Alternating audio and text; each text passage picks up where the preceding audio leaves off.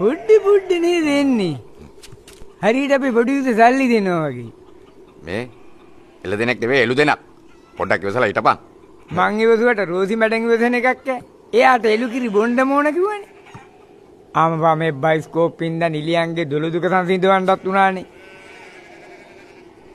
මල්ලි ඔය බංගලාවේ මැරිච්ච නෝනගේ කතන්දරයෙන්මද ඔය බයිස්කෝප් එකේ තියෙන්නේ? ඔව් ඒ කතාවේ විදිහටම තියෙනවා. මම පොඩක් ආලෝල දාලා කතාව ලස්සනට හදලා තියෙනවා. මොකද්ද?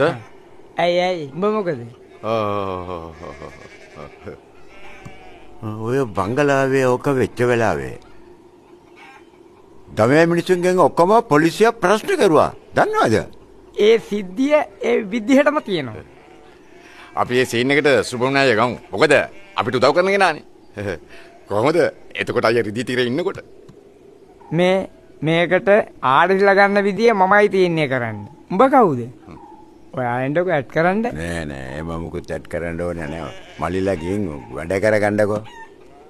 නිකන් මම ලෙඩ දාගන්න ඕනේ නෑනේ. මං ඔයාට බයයි. හරි කිසි දෙයකට බය වෙන්න එපා. මේක බයිස්කෝප් එකන්නේ. බයිස්කෝප් තමයි. ඒ වුණාට ඒක වෙච්ච වෙලාවේ පොලිසිය මාව අල්ලගෙන වරුවක් විතර ප්‍රශ්න කරුවා. ජනප්‍රියෙන්ට බය වගේ. මොන ජනප්‍රිය? මට එහෙම වෙන්න ඕනේ නෑ.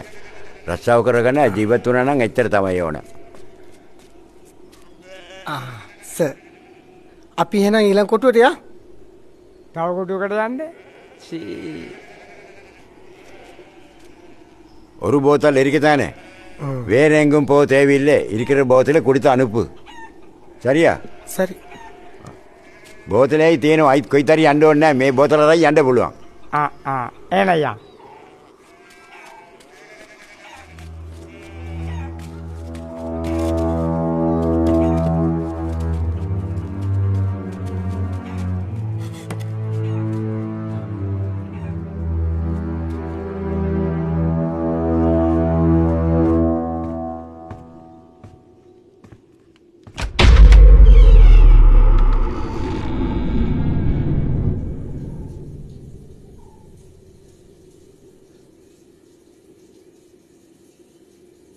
මොනවද ඔය?